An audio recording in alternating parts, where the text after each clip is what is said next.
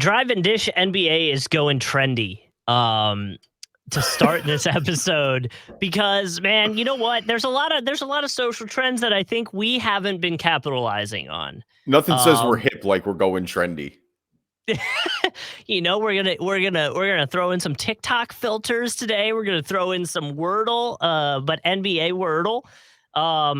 At least as a warm up to get going. It is the middle of the summer, so it's going to be a little chill. We're also going to look forward for the betting folk. We're going to get into some sports betting odds for next season and get into some question and takes that we've seen from Reddit in this episode. Obviously, Ballin' and Fallin', our staple, will be happening as well at some point during the episode.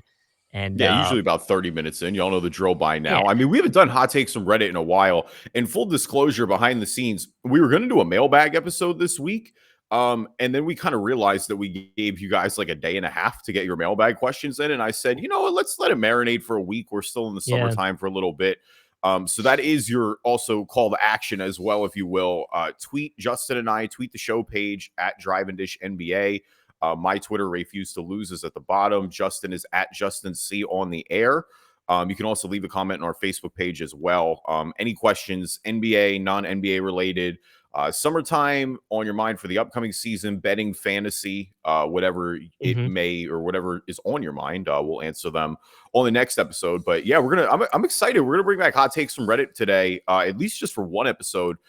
This used to be a staple for a long time. The way Who's Ballin' and Who's Fallen was, we've kind of gone away from it a little bit. But I'm definitely excited to bring it back. Summertime is a great time, better than ever to be back. And I'll tell you what, I found some spicy ones too, dude. Like it's the middle of summer. This is when you got to get them off. Yeah, some guy responded. Right.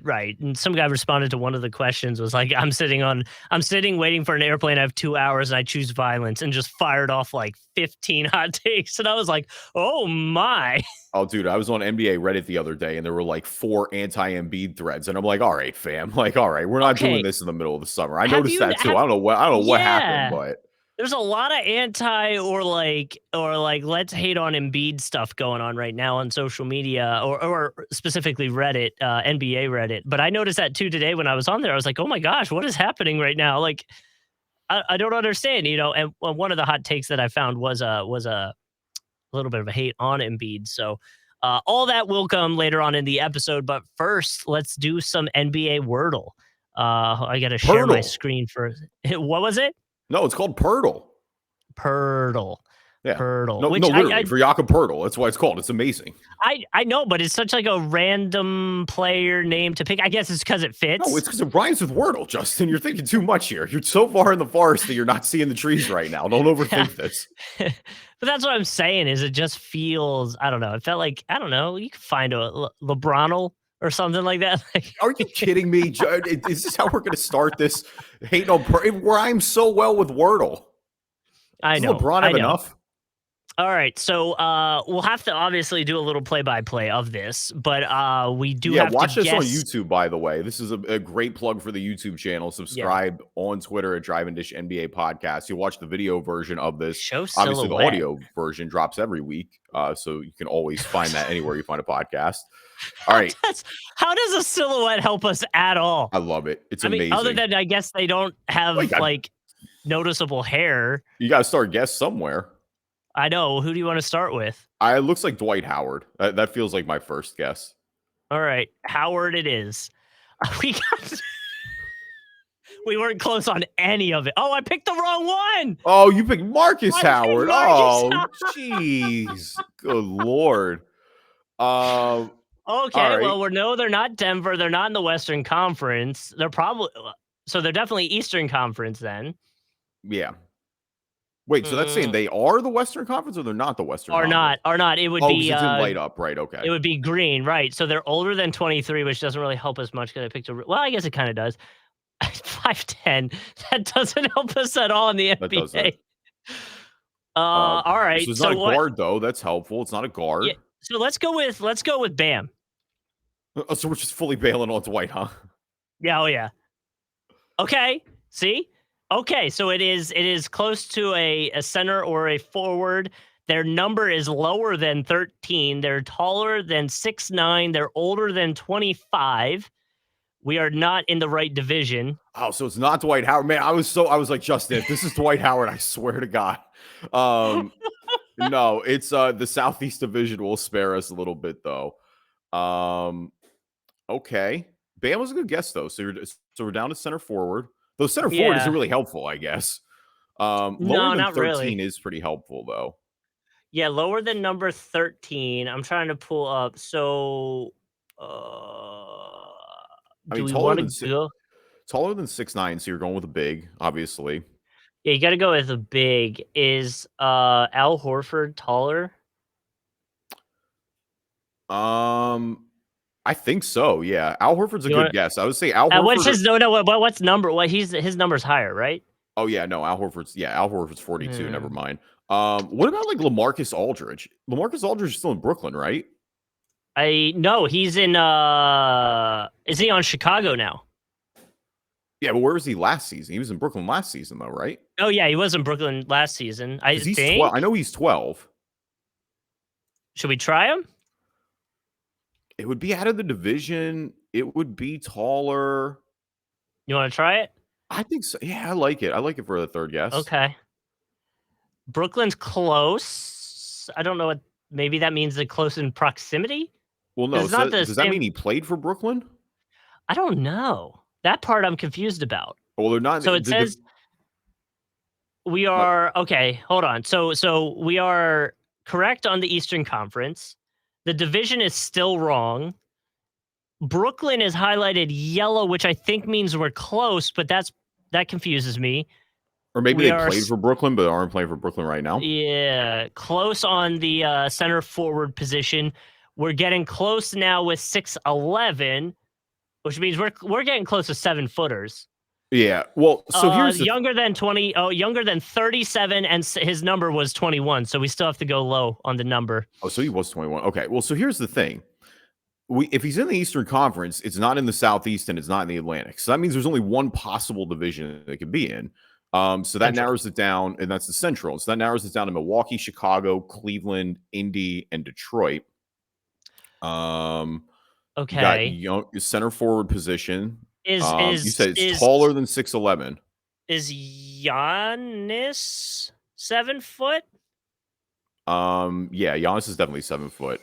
So, I mean, we could try him. What's the number? What Giannis's number is 34 though. He's 30. You're right. Yeah, you're right. You're right. Yep.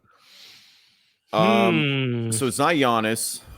I'm trying to think who the what about Vooch? How old is Vooch at this point? I feel like Vooch is pretty old, but got to be younger than 37, I think right? He's definitely younger. No, he's definitely younger than 37. And his number is younger. He's center forward. He's 7-footer for sure. He's in the division. He's in the East.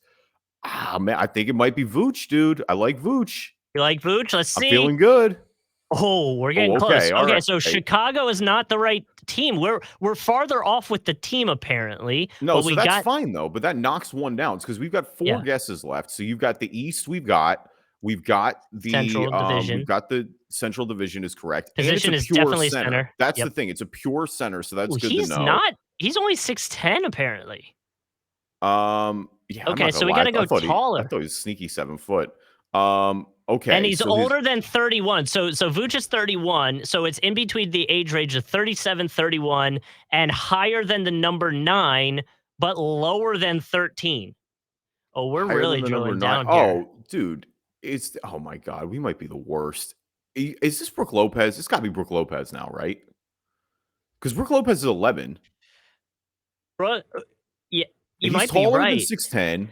The other 3 check. Is he older than 31? I think so. He's been in the league like 13 years, I think, at least at this point. All right, let's see what happens. I feel good about this. All right. Brook Lopez. Splash Mountain, baby. Hell yeah. We got it in 5. I feel like that was good. I did not expect us to get it that quick. No, honestly, the division thing was huge. Like once we knocking out those 2 divisions right away and just knowing it's in the Central, Bam was a good guess too, because I think Bam making it a center forward and knocking guards out like that right away Yeah. I mean, realistically, if you get 3 of the categories, like especially, I mean, with numbers help too. That's the thing. I mean, Brooke Lopez, to me, he just stood out right away because the number. Because it's like once we had 9 and 12, like when Yeah. it's between 9 and 12, or 13, whatever Yeah, it you was. only There's have only so much so to work many with. you have. But that's the problem is so I would say in terms of, I mean, I guess just stats for this specifically, but Mhm. like jersey number is probably my worst. Like I would never remember a player by their jersey number. A I know lot there's certain switch players that it too. really sticks out, but like Yeah. some of them are just not going to stick with me, you know? Well, there are even the stars these days switch a lot of times. Yeah. Think about all the numbers that, like, I mean, LeBron's gone back and forth multiple times. Paul Yeah. George offhand has changed his number multiple times. Um, but no, I felt. I mean, yeah, I'm not gonna lie, I felt pretty good after Vucevic. Like when I got to Yeah. Vuce, I was like, I feel pretty good about this. And once it knocked the center and kind of the 8 in the jersey there, that with Vuce being 9, and then with knowing that 13 wasn't, or it had to be under 13 with Bam. Well, and once you Bam was a really good second guess, Justin. That was a good. that I think helps that us. set a lot up. Well, and I'll say too, I mean, once we got to the point where you're in between the age of 31 and Right. 37, you kind of, I mean, there's players that are that age, don't get me wrong, but players that age that are definitely centers, like it really started to drill down. I It can't would believe make it I've a been lot playing harder this if they did. before. And like I've seen so many NBA, like we're so late on this, it's I know. unbelievable. I know. Um, I do follow a ton of like again, like I said, it's social media trends. I follow a lot of guys that do this. There's another thing they do, that I think we should do. It's essentially this, but they'll do like a beer pong shot, and if you make it, you get 10 shots. For everyone you make, I give you a hint.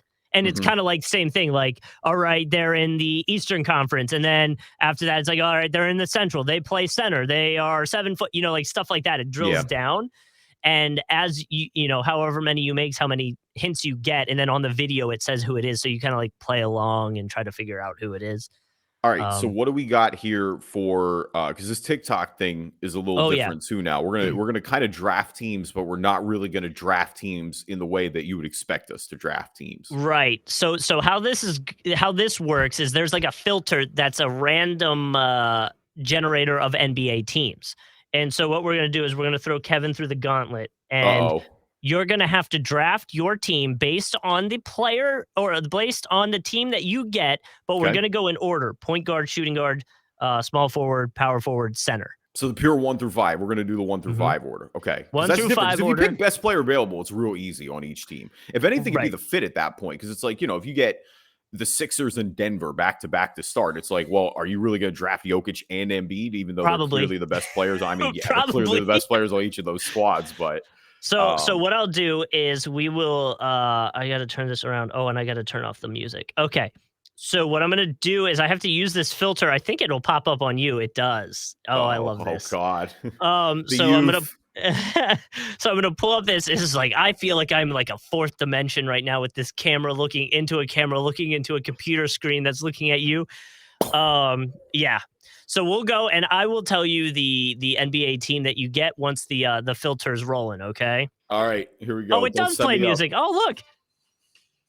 Okay, so you got the Cavs for I your got the first one. Oh, I got the Cavs number 1 as my first. My point guard is the Cavs. Oh my God, it's amazing. I'm taking Darius Garland. Thank you very much, Cleveland. Garland. Okay, Garland. Oh, Hold on, I'm pumped about. Oh, we're off to a great start already. Let me write these down too, though. Yeah. All right, ready? We're going with shooting guard now. Ready? Mm-hmm. All right, the music is gonna start playing again. Hold on, I'll hold it up to the. I'm sure we'll get in trouble, but all right. Your next team is the Indiana Pacers. Oh, Hallie. I got Halliburton at 2. Oh man, great young backcourt. I'm pumped. This is already a great team. I'm so excited. My team's gonna kick your team's ass. Oh, I'm not making a team. We're gonna let them decide how many wins your team would get. This is completely random, but while it's on the top of my mind, did you read Caitlin Cooper's article this week on Tyrese Halliburton by chance? This is real random. She's a writer. She writes for Indie Cornrows, which is the Pacers blog for SB Nation. Dude, okay. It's more of the log work that she put in for this. She literally went back and cataloged every time Tyrese Halliburton made a jump pass in the season. So like left his feet and made the pass midair. And but like the article is great. Definitely go check it out. But like Holy crap. I was amazed by that work too. I was like, yo, you chronologued all that? Like you went Like, back and found you went through that much footage? well, and I guess I was like, why? Oh no, it's a great read. No, I get it. It I makes know. sense. No, Okay. Is there like a reason for it? Like, or did she you just gotta like see I how he decided? dissects the offense from the air, bro.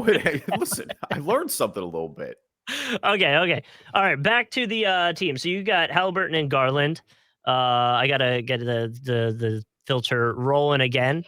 Here we go. All right, I'm off to a great start. Like I said, by the way, it's a great Oh, backcourt already. you got the Phoenix Suns. Oh, at forward? Okay, so for 3, I got Mikal Bridges. Oh, this team is so good. Oh, I can't believe the TikTok filters. They're blessing me already. I can't wait till you get like karma's got to come around and give you a real tough one. I can't wait till you get like the Knicks and the Magic and all right, these ready? other teams I'm gonna slander. Here we go. Ready? Okay, we're going again. Your next filter is the Denver Nuggets. That's a shame. Knicks would have actually been the worst place here, honestly. Yeah. Because you could say Julius Randle. Yeah. I mean, you got to take Michael Porter Jr. I think even with the injury risk, I think he's the lock there for 4. Okay. You know, we'll see if he plays this year. That's a big if, but I mean, I'm still taking MPJ every time. I mean, if I'm going off availability, it would be Aaron Gordon, I guess. Oh, Aaron Gordon's a good one. Aaron Gordon could play 4. So I guess that's a little tempting. So, but no, I would play MPJ. I mean, we're categorizing MPJ as a 4, right? I think so. I think it's fine to do that. So Yeah. too. So okay, all right. Okay. All right. So yeah, I'm gonna take MPJ then. All right, and for the center position, Kevin is going to pick. It's big, literally. It's big. You got the Pacers. Wait, really? Oh, all right. Well, Miles Turner. Hey, I mean, he's still there. He has survived all the trade rumors for like the 5th straight offseason, it feels like. He's doing all that yoga still, right? That's how he's Zen mode, dude. Hey, he's fine. Good, man. It's that and it's building Legos and whatever it takes. Because Legos. He's the Lego guy. And it's crazy because even this season where, you know, you figured it would clear up maybe a little bit after Sabonis left when they moved Sabonis to Sacramento. But instead, you're just kind of sitting in here with Indy that you know they made the offer sheet to Ayton. So that's kind of lingering there as well. There could be a little bit of a revival from him now that he's not behind Sabonis or dealing with a minutes sharing. I would think it's Sabonis. A good place for him. Like if nothing else right now, let him run. He's a good young player. He's gonna. I don't think he's going to lose any trade value. Put it that way. He's going to get a ton of minutes with your squad. Like Indy's not going fully in the tank. Like they have young guys that they're building around. And so to that extent, I do think that they don't have to move Miles Turner. Like he still kind of fits their timeline and play him a lot. And then if he gets traded, like there are going to be teams who need bigs, and Miles Turner is obviously a more than capable one. But that's got to be for sure stressful on his mental without a doubt. So what I want to do is we will what I'll try to do is most likely take the clip of us doing that TikTok trend with you, which your team is Garland, Halliburton, Bridges, Porter Jr., and Turner. And I feel good. I feel good about that team. I want to see how many wins we think or they think your team would get in an NBA season. So we're gonna put this on YouTube too. So let us know what you think in the comments. We'll put the 2 teams that we have in the description of the bio, and you can let us know who you think is going to win. We'll put that on Facebook as well. Again, like the page, Driving Dish NBA Podcast. Yeah, and obviously the YouTube page popping off. I actually don't know where we're at as of right now, but I can pull it up. I think we'll get to that later in the intro too. So obviously, you want to draft your squad. Oh, no. I like this. We'll do one. We'll do mine next time. You know what I mean? Okay. We'll do all one. right. Oh, you want to split it? Okay. Oh, I get it. You want to rig the algorithm so you can get something there. Okay, I see what's going on. I got to show it some love. You know what I mean? First 4 picks. Number 1, point guard, Golden State. Get to number 3, Brooklyn Nets.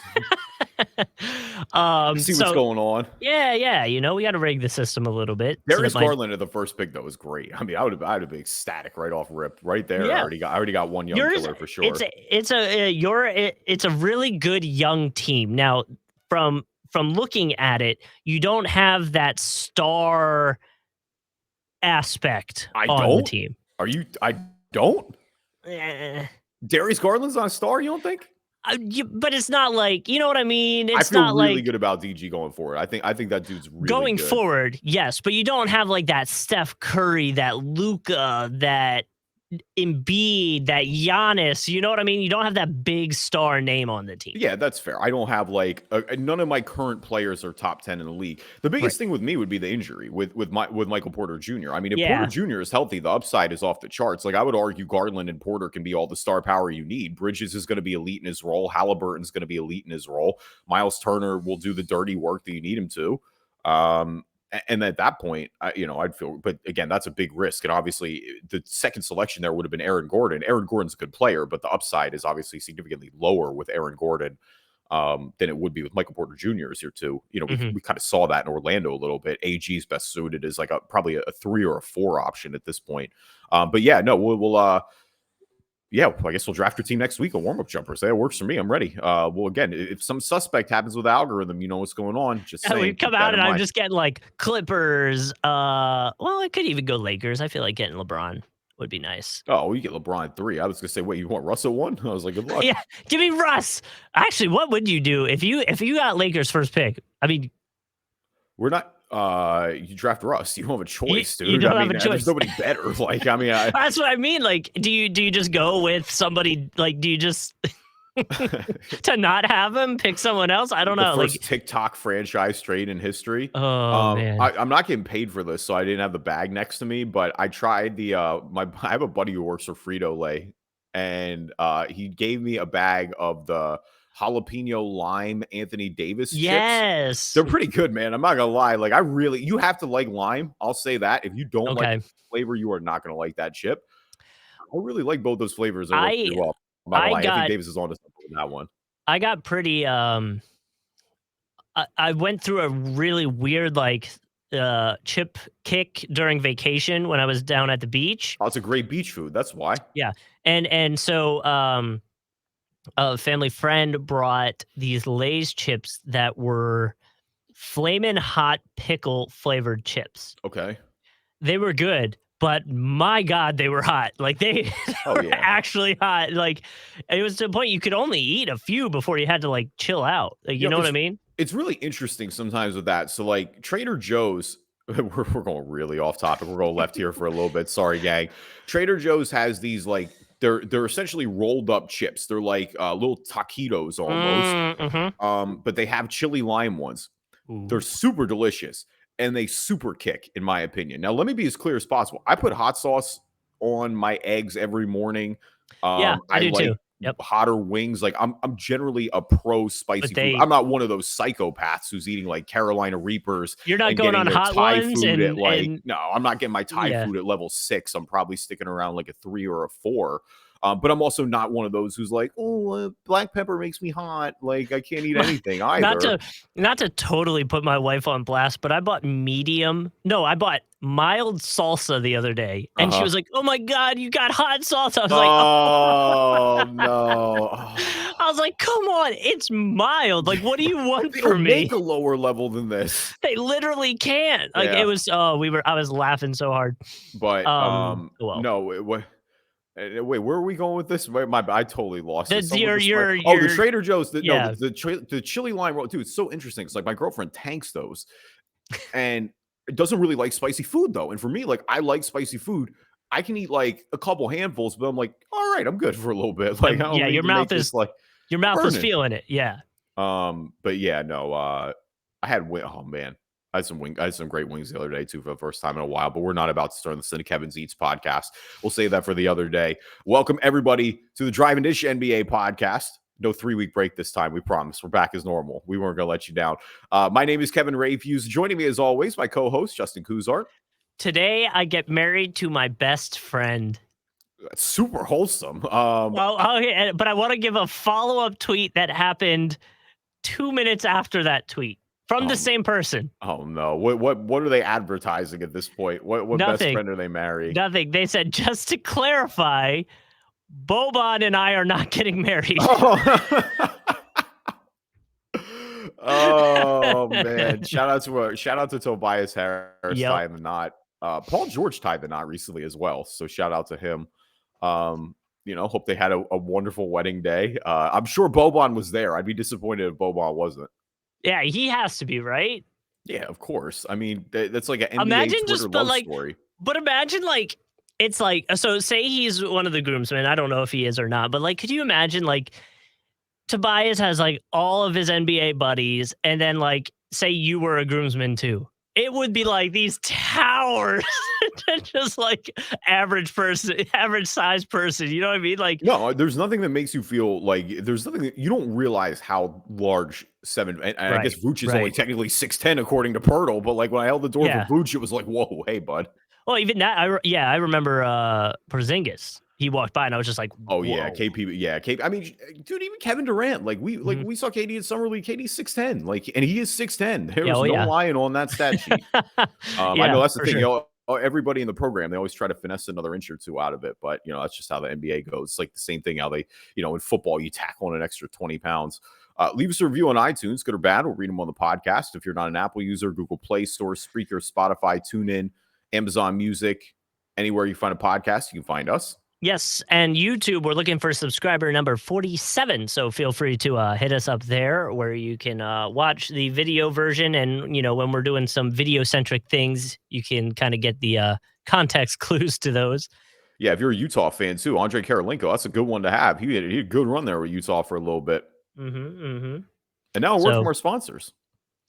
So let's get into some NBA odds because, sports betting is becoming bigger and bigger, and we are delinquents. So so we got a couple up.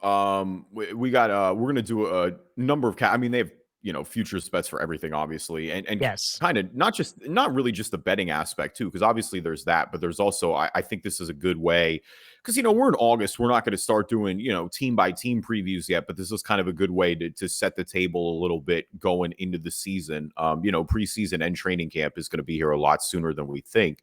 But we're not going to get real into the weeds or do division winners here, or do conference winners or anything like that. We're gonna stick with the big guns, the ones you would expect.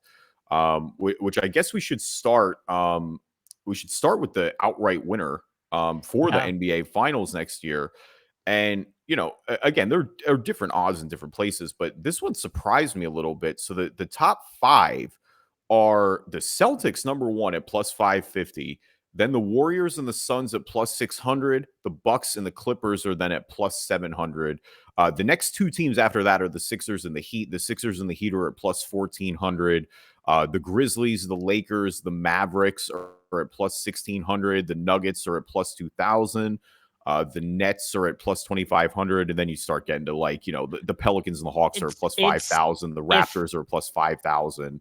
If I'm again, I feel like we always harp on this, but I do feel like I should feel some kind of way at I guess they're tied, but even then, the Kings should feel slighted that they are in the bottom group of Rockets, Thunder, Magic, and them as the bottom tier team for betting. Oh yeah, I mean the Kings are way better than the Rockets and the Thunder, I think. I'm surprised we talked a little bit about this last episode, but I am surprised there's that much of a difference already between Detroit and Orlando. I mean, Orlando's plus 100,000, Detroit's plus 75,000. It's like, again, we're pulling hairs here in the grand scheme, but that is a little, I guess more faith in Cade Cunningham going forward. In terms of your value picks, because I mean, I am surprised Boston's won. I will say that. I thought Golden State would for sure be one. I think they should be one. I mean, they're only in theory going to get better if they bring Wiseman into the fold. I know they lost a few guys, but it's like they're running back the majority of that core. They brought a bunch of the young guys back, and they should be getting better via health. And so to me, I mean, I get why Boston's there too. Again, I really like the Malcolm Brogdon pickup.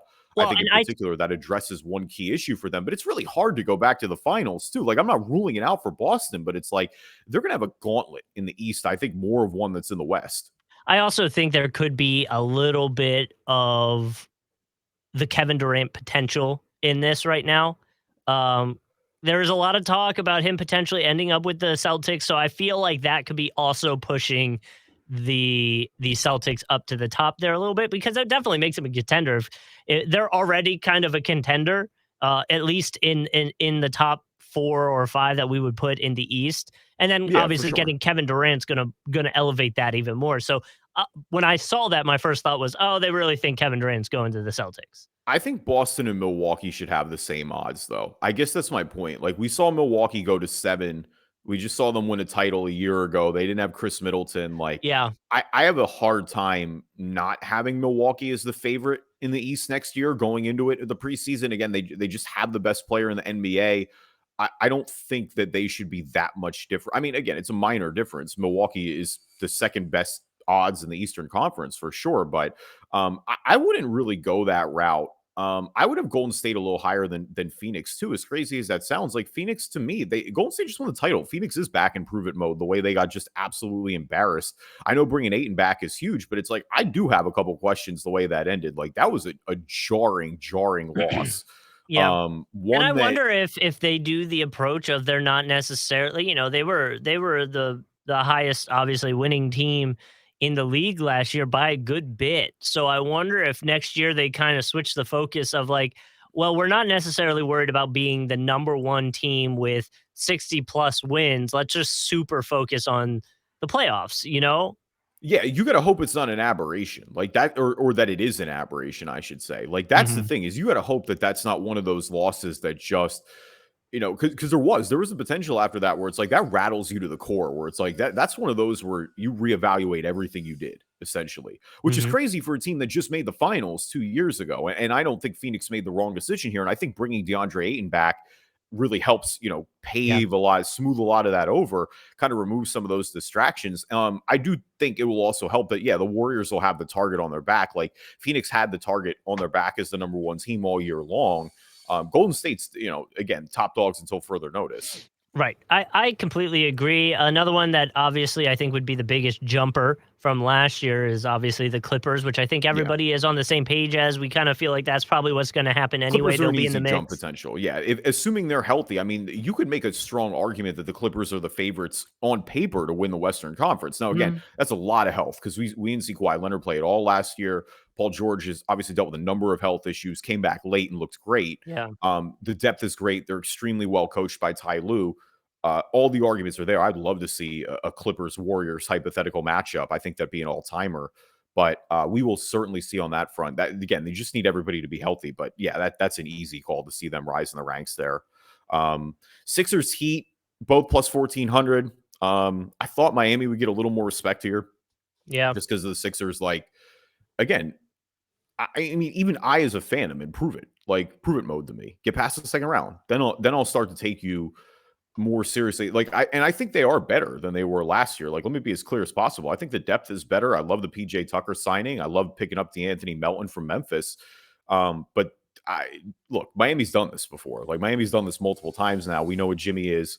We'll see what happens. I mean, I don't think they're going to trade for KD. I think that ship has kind of sailed.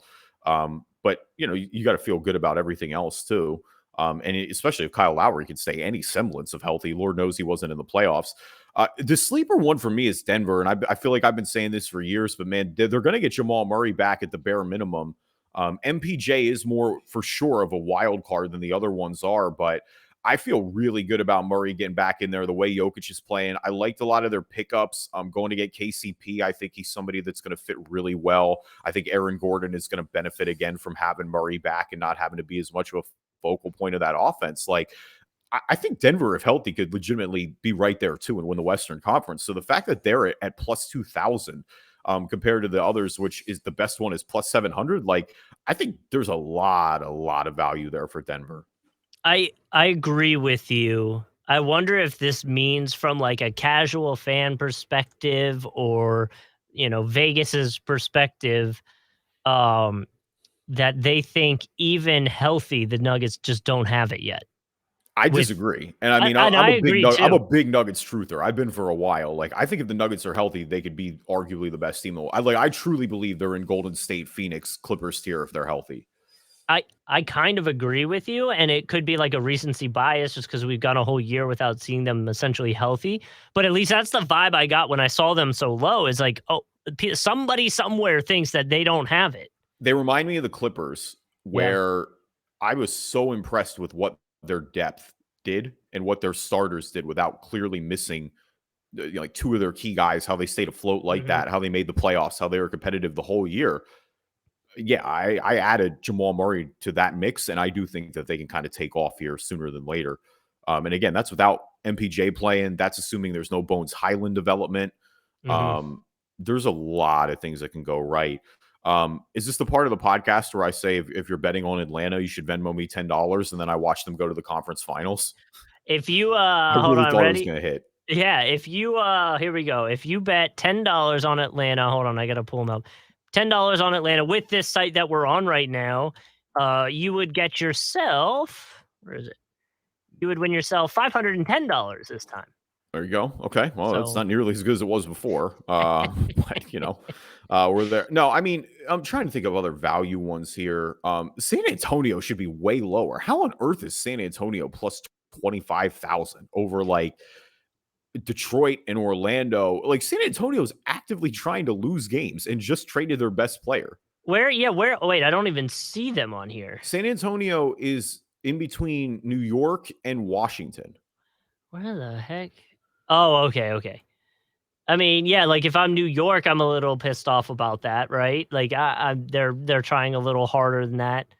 Well, Utah the Jazz Knicks is odds still should be better than that. Utah is pretty high up there. Utah, I think, is a little too high. They've got Donovan Mitchell, so I get it still, But but like I'm not so betting so anything on Utah. so if I'm the Minnesota Timberwolves, I'm pissed off then because they're behind them. Yes. Oh, yeah, 100%. Minnesota should be way higher than Yeah.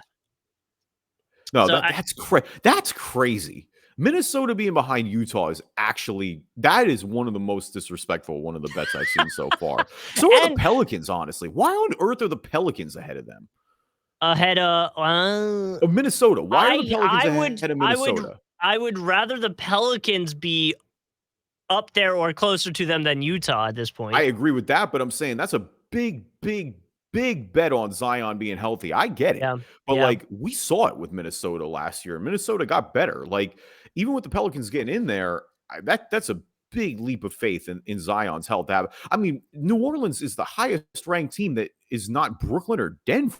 Like that's the type of tier that bettors have New Orleans in right now. Yeah. I mean, Atlanta and Toronto are there too, but there are way more paths where I can see. Actually, that's not true. Maybe with Atlanta. I don't know that I'm there yet with Toronto. Toronto's interesting because Toronto has the package to get somebody better. Like, I still think KD could end up going to Toronto, and it wouldn't shock me at all. Well, Chicago Bulls, by the way, being pretty low. I mean, last year they showed that they were one of the better. To be healthy, man. I know. It's the injury stuff. I know, but it still feels like they could be a little bit higher off that. Yeah. Because they're right above the Utah Jazz and Toronto Raptors area, which I guess, I mean, I would, if I'm categorizing them, I guess I'd put Toronto and the Bulls kind of in a similar category of that middle tier in the East. Mm-hmm. So. Yeah. All right, so let's do Coach of the Year. Let's switch over here a little bit. Ime Udoka, number 1, plus 750. Chris Finch, plus 1,000. Jason Kidd, Tyronn Lue. And I feel like Chris Finch does kind of have a chance because they have a real, like, you know what I mean? Like the Timberwolves really do have a shot at turning things around. But it's crazy that in the, I guess it's to win it all favorites, the Timberwolves are so far down, but Chris is so high up. Yeah. But I guess, because if they do turn it around the way we think they are, they're going to make the playoffs and hopefully make the playoffs and not a play-in tournament aspect. And that's a huge leap up for them. So there's a group of 5 after Chris Finch, all at plus 1,200. And it's Jason Kidd, Tyronn Lue, Steve Kerr, Taylor Jenkins, and Monty Williams. I think all of which, I mean, because again, they all coach good teams. So there's the winning aspect of it that just kind of default plays in there. I'm surprised Kidd is as high this year just because I mean, we'll see what Dallas does. And if Dallas plays really well the way they did last year in lieu of Jalen Brunson leaving and they stay that level, then I think maybe it's a little different for Jason Kidd. I just personally have the Mavericks taking a little bit of a step back, so it's hard for me to see him on that level. I think T. Lue should be higher. I say this all the time, but I think T. Lue, assuming health, like he's got a really good chance if the Clippers turn around to win that. Well, I'd also argue from what we saw with Taylor Jenkins, like if he does it again, then why wouldn't he just be the Coach of the Year? You know what I mean? If we saw the improvement a second year in a row from... Well, they're going to miss Jaren Jackson too. Like he's going to miss a large portion of the season. So, I mean, you lose 4 months without him and you can stay afloat like that, you got to feel pretty good about it. I think so. So I was kind of surprised to see him a little bit lower on this list. Well, the Grizzlies are a favorite too. It kind of feels like. Right. All right, so then you got Mike Malone and Eric Spoelstra plus 1,400. Again, I mean, again, if I think Denver's a value pick there, I would think Malone's going to be a value pick too. Mike Budenholzer, Nick Nurse, and Willie Green, and JB Bickerstaff and Darvin Ham all at plus 1,600. I mean, Darvin Ham, if he gets the Lakers back into like actual winning in the West a little bit, and there are 3 or 4, I could see that being a really good value bet just because of how terrible they were last year. Obviously, I think a lot of eyes are on the Lakers, so I think there could be a little bit of bias there as well. Willie Green's another great candidate. I mean, he was great last year too, but if the Pels improve the way the Vegas odds seem to think they're going to improve, then yeah, you have to imagine that Willie Green is in that conversation. Who is the very last coach on this list? The very last, personally.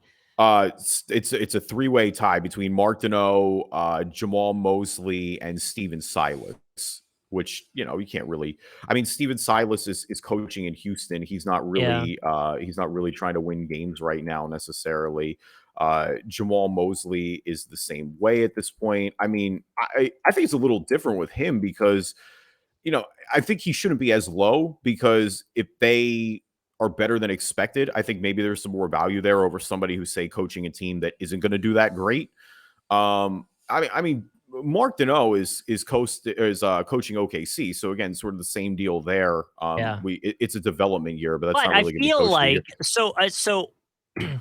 To that though, between those guys that are teams that were like just the absolute, you know, we're getting the 1, 2, 3, 4, 5 pick in the draft. I feel like the narrative for your team, if you make a push, like. Again, I don't think it'll happen, but say the Rockets or OKC make a push and they get into the playoffs and maybe at a point where they do it and they're not even in the play-in tournament, that's like automatic coach of the year at that point, right? You'll get votes for sure, and you'll get consideration. If you defy the odds, you're always going to get that consideration without a doubt. Now, I have a hard time seeing any of those 3 teams getting into the playoffs next year. I mean, unless everything goes right, or a lot of injuries. But yeah, if they're playing hard and their development is coming along, then I think you're going to get some of that for sure. I mean, the lowest quote unquote, I guess, vets coaches that are with teams with a little more expectations are Mike Brown, Rick Carlisle, and Tom Thibodeau, all at plus 5,000. Obviously, Tim's with the Knicks, Carlisle with the Pacers, and Mike Brown, the new Kings head coach. Mike Brown probably has the most upside there. Yeah. Just because I'm a little higher on the Sacramento team that I like. Indy to me is rebuilding. They've got pieces, but it sure feels like they're not super trying to win games this year. With the Knicks could be better, but I don't think it's going to be because of Tibbs. Put it that way. Like I think there are a lot of people in New York who feel that Tibbs is like actively kind of holding back some of their younger talent. Yeah, I agree. The book has been written there. But all right, so let's go to DPOY quick. And honestly, looking at the list, at least the first 1, 2, 3, 4, 5, I'm not necessarily. I don't hate it for DPOY. Yeah, I mean Marcus Smart probably just because he won it last year could be a little bit higher, but it's very chalky. I mean, in a way that you would expect. Like it's a lot of big men first, but this is also an award that skews the big men. So the top. You got Rudy Gobert at number 1 plus 400. Then you got Robert Williams plus 650, Bam Adebayo plus 700, Giannis at plus 800, Draymond Green at plus 900. And then the first guard is Marcus Smart at plus 1,000, Anthony Davis and Mikal Bridges at plus 1,200. Embiid, Miles Turner a little below that. Ben Simmons at plus 2,200 is wild if you think he's going to play. And that's what I mean. I was actually just thinking, I was like, that could be a low-key bet. If you think Ben is actually going to be back and playing full strength and be the defensive guy that he is. Yeah. I'm not betting on that. I'm sorry. There's no planet where I'm betting on Ben. There's better perimeter options. Like I'm going to bet on Mikal Bridges if I'm going to bet on a perimeter option. Marcus Smart, I think, could fall victim of voter fatigue tmore but I do think he'll have the name recognition too more than a lot of guards have had in the past. Do you think it's interesting that more like Drew Holiday and Ben Simmons, at least according to this, are in the same category? I think it's tough with Drew Holiday because I think he also just is in Giannis's shadow a little bit in that regards. Like everyone on earth who watches basketball knows that Drew Holiday Okay. is arguably the best defensive guard in the entire league. I do think it's a situation though where he falls victim to getting overshadowed by his teammates because Giannis's So defense is somehow what gets lost in his game probably the most. Is like he's an elite defender. so then let me say that could also be the case for Robert Williams and Marcus Smart. Marcus Smart just won it. So everyone name-wise might be looking at him and maybe overlook Robert Williams in a way. I mean, I think they did in the past, and then I think he got hurt. Like, I think when Robert Williams will just benefit off the fact of being healthy. I mean, look at how Yeah. good he was playing in the playoffs when he was coming off that torn meniscus. Like, he was wincing every other play he was running Yeah. up and down the floor, and he still was making a massive impact. Like, real ones know that Robert Williams, honestly, as good as Smart was and as good as that entire team was defensively, Robert Williams was that guy. They were historically elite defensively when Rob Williams was on the floor. Like, you could make a strong argument to me that he's number one. Like, I would maybe even argue that he's over Rudy. I know Rudy gets the legacy award with having won it so many times, but Yeah. you could really, really make a strong case to me that Robert Williams should be number one on this list. I agree. Jaren Jackson Jr. falls too because of the injury again. That's Yeah. another one where I think he'd be a lot higher if it wasn't for the injury. Bam is perpetually going to be on the list. I don't think there's really any surprise there. Zion at the very bottom, by the way. Well, there's so a it's lot of weird guys with at the bottom, but it's weird with the bottom because they're all good defensive players. Like that's the thing Right. is where it's like this isn't a team thing or a coach of the year where it's like no, we're literally listing we're not listing every player in the league at DPOY. But yeah, there's a couple value ones late. I'm trying. I mean, Covington at plus 20,000 will always have something. OG Wnba at plus 10,000. I like. But again, it's hard for me to pick perimeter guys. Like I'm always going to skew towards bigs. yeah. I think Al Horford is more of a postseason guy at this point. Chet Holmgren being a plus 5,000 is kind of wild. I know he's gonna have a lot of blocks, but like that felt high. But we'll see. I mean, I guess that depends too on his development, of course. All right, sixth man of the year: Jordan Poole, Tyler Hero, Malcolm Brogdon, Jordan Clarkson, Anthony Simons. Simons and Clarkson are at plus 1,400. Brogdon's at plus 1,000. Tyler Hero's at plus 500. Jordan Poole is at plus 450. I think Poole is going to be a super popular pick. I mean, if Hero's in the same role, then I think he's a good bet as well, obviously, just because he was so elite in that role. And if that's how they decide to keep playing him, in almost like that, where he actually gets starter minutes, he just literally doesn't start the game. Then I could see that back as well. I like if Brogdon's coming off the bench too. That's a good one if he stays healthy. I think Brogdon, he would probably be the one that I'd put a little bit of money on. Yeah, Brogdon seems like the easy one to go with, or at least the value one to go with. I kind of feel like I want to go chalky and just say there's a really good chance it's going to be Jordan Poole and live on, Yeah. Anthony Simons is another one too. I just don't know that. I don't know that Portland will get that attention, but like he was really good after the post CJ McCollum trade last year. He really started to fill it up. And I think that if that carries over, there's a chance that maybe he starts getting some more national recognition. I don't know if it'll be enough to knock off Poole or Hero, but regardless, I think he's somebody that's in the mix. I wonder if there's something with Bones Highland at plus 2,200 because of the healthiness that the Nuggets will be at. Maybe there's something there. Just MVP, Embiid and Luka, excuse me. I mean, Jokic, obviously two-time reigning MVP. Embiid and Luka, number one at plus 500. Giannis at 2 plus 550. KD at plus 900. Jokic at plus 1,000. Jason Tatum and Ja Morant, Steph Curry, all plus 1,200. LeBron, Kawhi, plus 2,000. This could be the one that if you can get it right. I mean, I know Embiid and Jokic are always in the conversation. I feel like Giannis is always in the conversation. LeBron's always in the conversation, but it does feel like the bigger name guys are lower on this list. So you could, in a way, if you can get it right, you could make some money off this one. I think Luka is probably the chalky pick here if you're going to pick a safe one, especially, like I said, in lieu of Jalen Brunson leaving. I know they made some other moves there. I mean, most notably bringing Christian Wood in, but I think the general consensus narrative-wise is that he's going to have to be on the ball more than ever. And so if he keeps them afloat, continues to dominate the way he has, like I think he's certainly going to be in that conversation. If Embiid puts up the numbers he did last year, he's going to be right there too. I do think this is the year now where we'll start to see some voter fatigue with Jokic. I also think Jokic, again, by lieu of them getting better, kind of loses some of that value argument with Jamal Murray getting back. I mean, that was a large portion of it last year. So it was like, look what he did without his number 2 and his number 3 playing. So I do think I would probably stay away from Jokic, just more from the voter fatigue factor than anything. He's going to be awesome. Like, there's no doubt about that. KD is interesting. I know he's KD, but I don't know. I especially if Kyrie and him are both playing healthy too. Would you? Okay, so I was just thinking about this. What if we put $5 on each player? Embiid, Luka, Giannis, Kevin Durant. Those are at least the 5 in order. Are you asking me? You think if I think any of them would hit? Do you think we win money, or do we get screwed over and say like Jokic or Morant or Tatum or Curry gets it? Ja is interesting with that Jaren Jackson Jr. injury. Again, not to keep harping on that, but like Ja Morant is extremely interesting with that regard. Steph is playing for the postseason. He's not worried about that.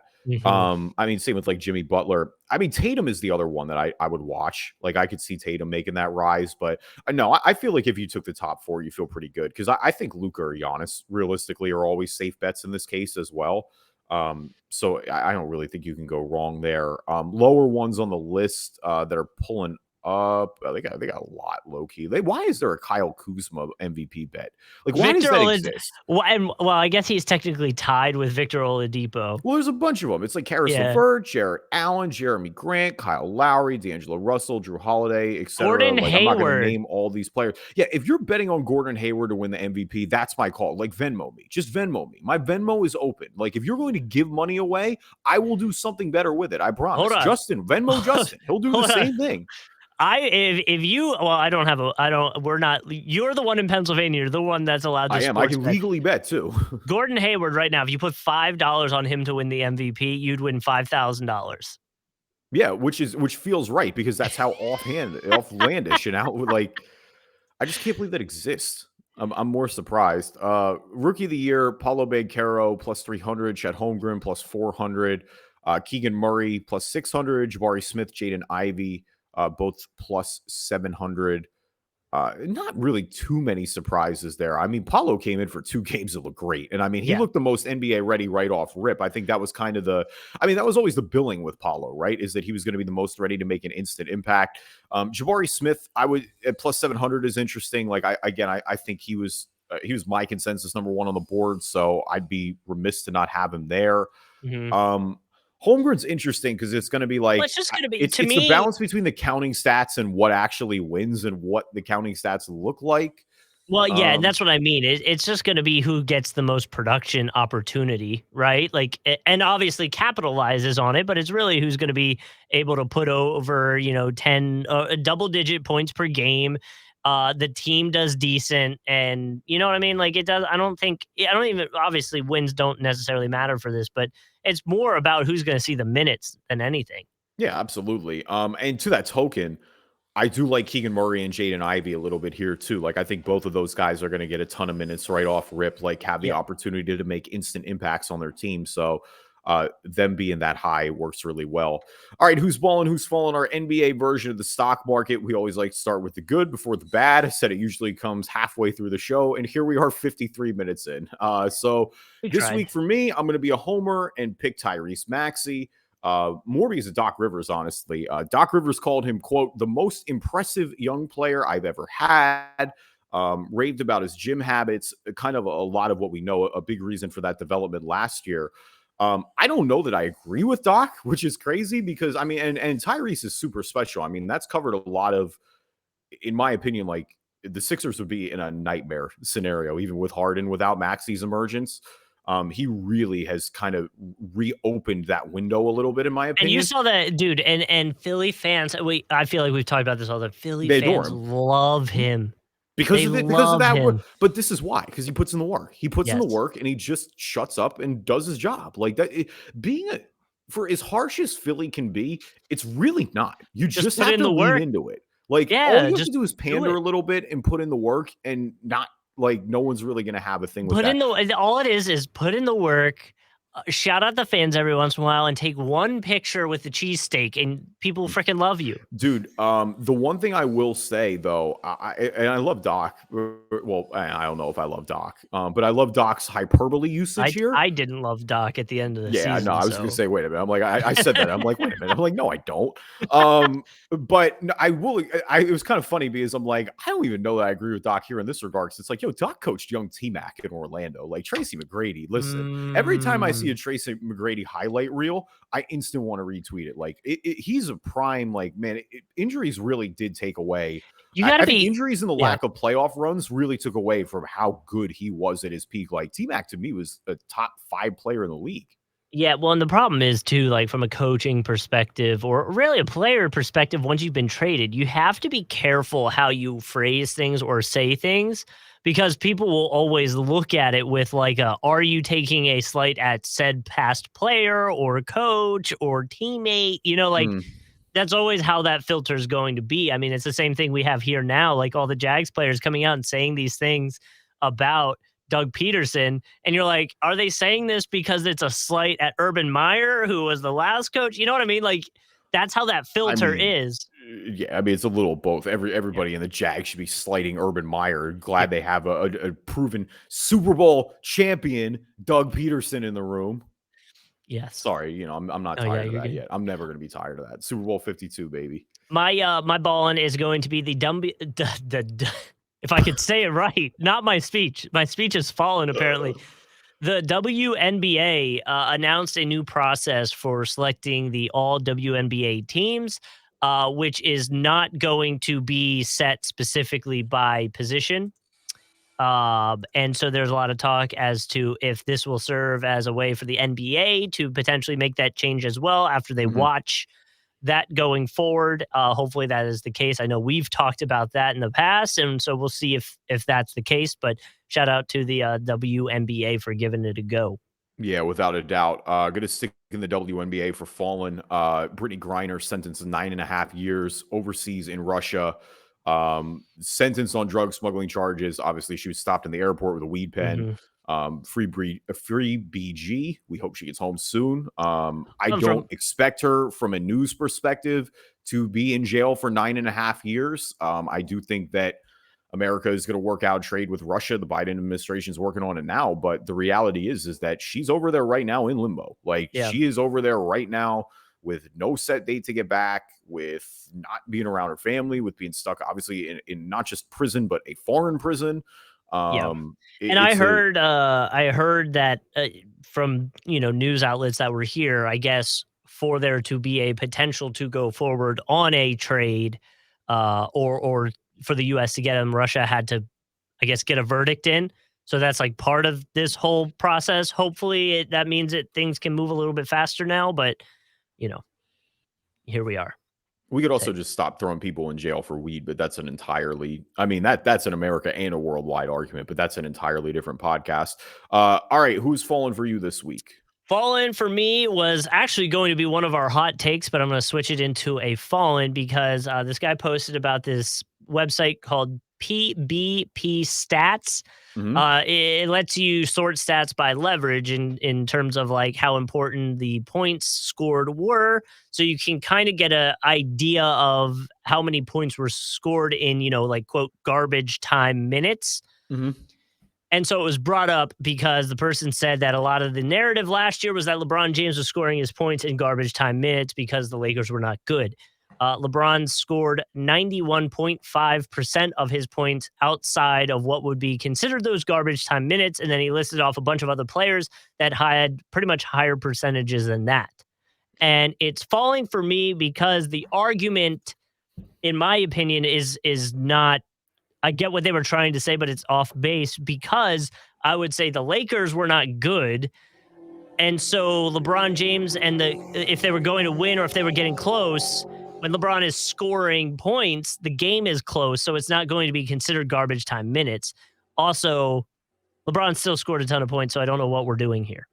I don't know if you guys heard that, but whoever was ripping down the road was flying. Good Lord. Yeah, it sounded, I thought someone was drilling in your house. Yeah, I hope whoever was driving there doesn't go flying off their bike.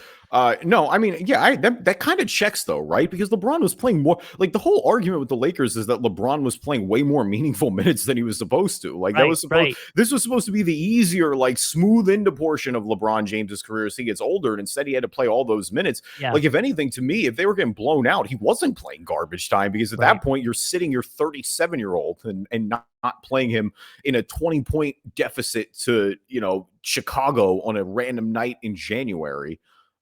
If that was an actual thing, by the way, if that was real, I nailed that. I want to go look that up. But yeah, that actually weirdly checks to me. And it is. I Yeah. think the points that argument was or that LeBron is stat stuff. And it's like, yo, there were a lot of things wrong with the Lakers last year. Like LeBron James was not one of them. He was literally like the The reason he only had good thing, pretty much. well, he had to be their offense. He was their offense. That was the only option. So AD that's got why, hurt, and yeah, Russ was we don't got to Rush was rehash well. that either.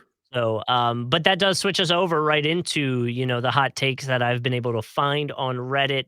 Um, and we'll just do a few here since we're getting closer to the end of the episode. I'll fire a few off to you and see what you think. I thought this was a really good one, though. Who would you rather be moving forward in the NBA? The Portland Trailblazers or the Utah Jazz?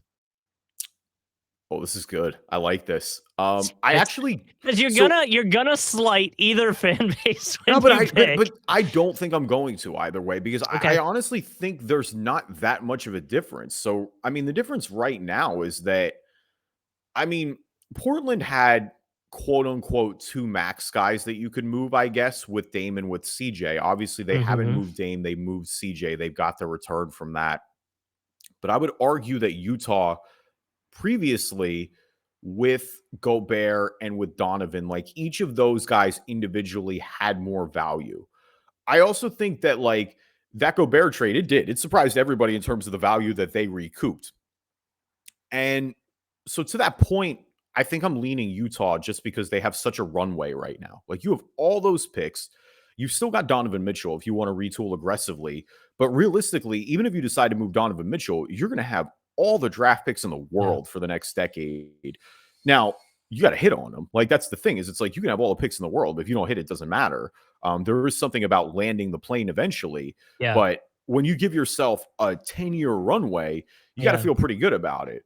I was kinda Portland thinking the is same like, thing. yeah, I mean, but I don't think Portland's in like Portland to me is in a better situation than they've been at in years. Put it that way. Portland's Like, in a spot that's more of like, if they're going to win, it's going to be in the next 5 well, years. it is because they've Yeah. decided we're going to aggressively retool around Damian Lillard. They Right. bought a bunch of players in who should, in theory, help Dame do that now. Like going to get Jeremy Grant was a good move. You brought Right. Nurkic back. You locked up Simons, who we said broke out kind of in the second half of last year. Like Portland's also in a scenario though where they're not really doomed either necessarily because they have Dame Lillard. Like if Dame Lillard is healthy and his game continues to age well, you can pull the trigger on a rebuild pretty quickly, tear it down, get a lot of picks back, and still be in a position to go forward. I think I'm going with Utah just because I don't think there's a scenario where Portland wins with this roster. And I guess that's kind of my point is it's like, I don't think Portland right now is going to win. I think they're going to be significantly better than last year. I think there are scenarios where they contend in the West. I have a hard time putting them right now over Golden State, over Phoenix, over the Clippers, assuming health, over even a Denver to me. I really like Timberwolves? and that's kind of my no, yeah, maybe even Minnesota. Like Minnesota, I got to see play. That's the only reason I'm Right. not saying that. But no, that's kind of where I'm at. I do think I'd rather be off the Did runway you with Utah did because you I think Utah can build a championship roster. did you say Memphis, by the way? No, I did not say Memphis, but I would rather be Memphis than Portland for sure. Yeah. Of course. I Yeah, mean, yeah, yeah. Memphis is one of the most attractive cores jobs in the league because all their guys are young. Like Yeah. Memphis has had success and all their guys are young and are going to grow together. Like if Portland was like that, I would maybe feel a little differently about it. But Yeah. it's just the reality is it's like while the team will be better, I think we haven't written the book on this version of it, but I feel like I kind of know what's going I on. would say I'm going Utah for similar reasons, and I guess the sum up of it is both teams, if they had to fully blow it up, because I don't think either team has, but they're both in a spot where they had to make that decision recently. If they had to do it because of how much trade value they got back for Gobert, Utah has more. So hopefully you can get, if you're blowing it up, you get more value for Donovan. Even after this year, if it doesn't work for whatever reason, then you have so many picks, like you were saying. So at that point, I'm taking the long run and taking all the first rounders, and we'll just slowly retool this thing back together at a pretty quick pace. I think it would happen pretty quick. It's a lot of potential, like it is with Or Oklahoma City. yeah, or use those picks to go get a second star to put next to Donovan. That's the thing too, is you have the flexibility to do Assets. both. OKC's got their one guy or one, quote unquote star guy with Shea Gilgeous-Alexander. I think he's somebody who obviously has a ton of upside. Utah is a little more established with Donovan Mitchell. We know Donovan Mitchell is an all-star at this point. But yeah, they have, like you said, they have all the flexibility in the world, and that matters. If they want to bring in a second star and try to retool aggressively, they can. If they want to go full youth movement, they can. If they trade Donovan Mitchell, again, you have to feel pretty good given just what you got back for Gobert. So we'll do one more before we end this here, and I'll let you pick. Do we go with a throwback hot take or a current season hot take? We talk a lot of current season, so let's do throwback. Obviously, we've been looking ahead with the betting odds and stuff like that. So let's end with some throwback. Okay, so then a second filter. Do you want to go like how far back do you want to throw back? Not that far or farther? Like the furthest I can go back with these hot takes, or in the middle? What, are we talking like 80s, or are we talking No. I'm talking like 2000s. All right, run it back to 2000s. I love the 2000s. Okay, so the hot take is Jason Kidd and Allen Iverson are overrated because of how bad the East was when they made the finals. They beat a combined 250-win teams in 3 years. Steve Nash was a way better player than both of them in his prime. Doesn't mean he's higher all time because of longevity. I don't fully like, the East was notably bad, of course, when both of them made the finals. And I mean, I think that was kind of proven to the point that the Lakers just kind of pounded on both of them. I mean, Sacramento probably back then, I think would have done the same thing. There were plenty of good teams in the West. I don't think they're overrated. I mean, Jason Kidd especially, I don't think is overrated at all. I think Jason Kidd was the premier point guard for a long time. I mean, here's the thing with AI. And obviously, Iverson got me into basketball. Like, I never will be a fan of the style that Iverson played, in the sense across the board that I don't like chuckers. Like, Iverson kind of was a chucker. Like, he had the ball in his hands a lot.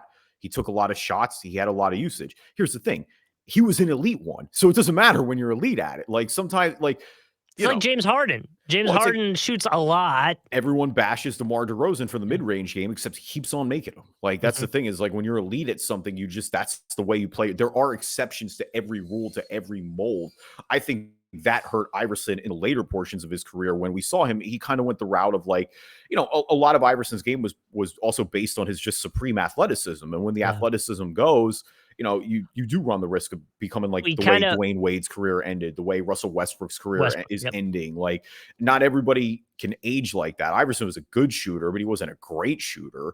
And so to that point, I would probably have Nash a little higher than Iverson.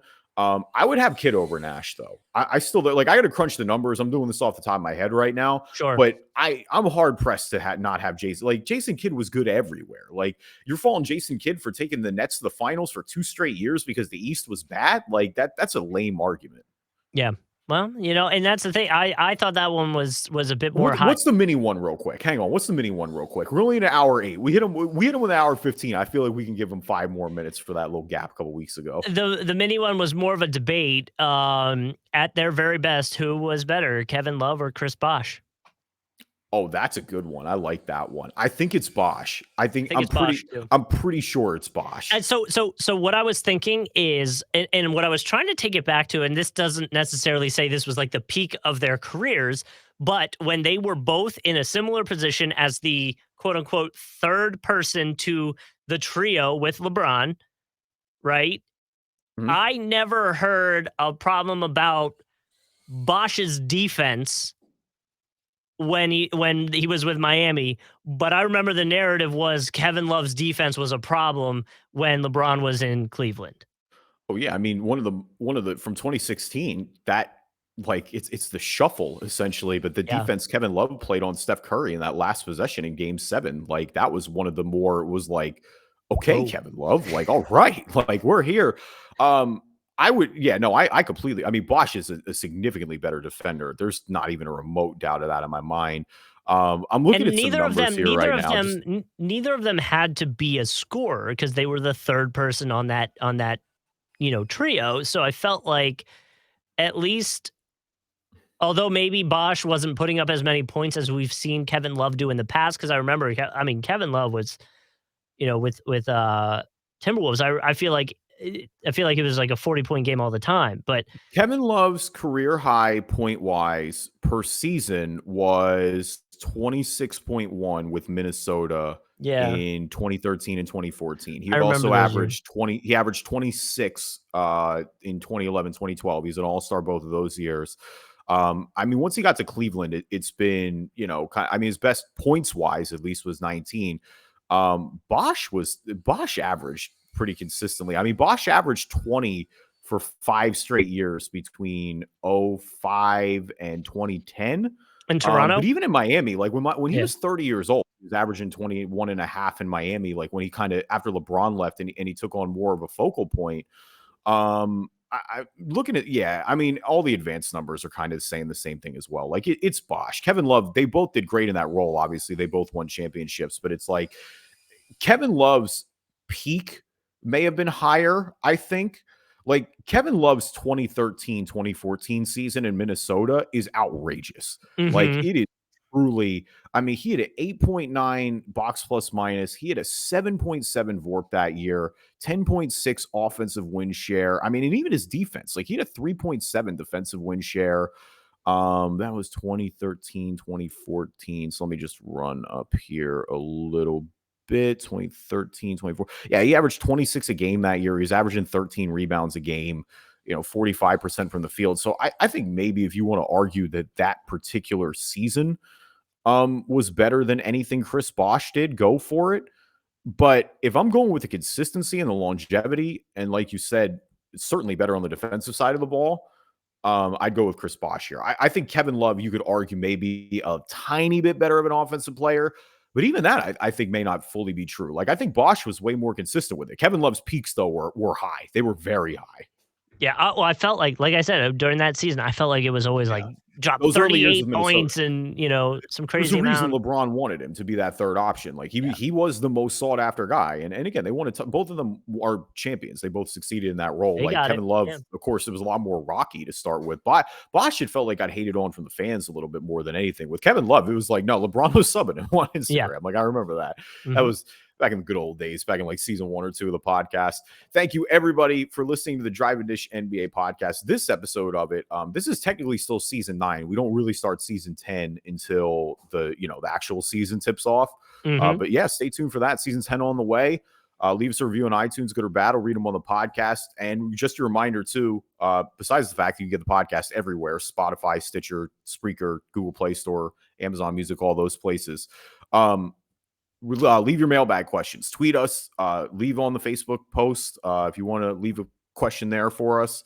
We are going to do some mailbag questions next episode, so stay tuned for that. Get those in. We're not going to record till next week, so you have all week. If anything develops, if anything's on your mind, let us know. Yep, and follow us on YouTube for a video version of the podcast. That is where you can watch us do the weird social media trends that we do. Pirtle, baby.